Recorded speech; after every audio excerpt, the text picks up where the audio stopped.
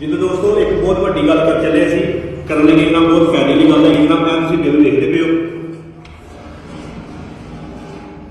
Bill है जनाब 2260 रुपये CR के अगे लिखा है। बिल जो CR वाला बिल है, असं बहुत वड्डी गल कर लगे, कोई भी ऐसी गल नहीं करता है। CR जो बिल है जनाब वो तुसीं जमा नहीं करवाना है।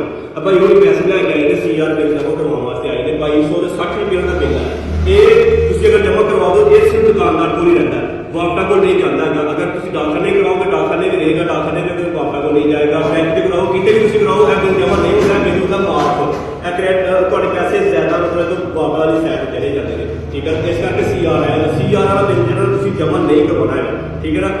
क्योंकि भाई हम देखो 2260 रुपये लैके आए थे, जो कि भाई 2260 रुपये लैके आए थे। मैं उन्होंने कहा भाई जान कि तुम इस तरह का थोड़ा बिल आता CR वाला तो तुम जमा नहीं करवाना है, किसी को जमा नहीं करवाना है। दुकानदार की बहुत बड़ी दिहाड़ी होती है, अगर मैं लाना चाहता तो मैं ला सकता। मैं कहना कि नहीं यार, जिन्हें पैसे ने वो कोल लाने चाहिए। तो बिल तो वास्ते भी यही है कि जिस बिल के उत्ते CR लिखा होगा, पहले रकम लिखी होगी, उस बाद CR लिखा होगा।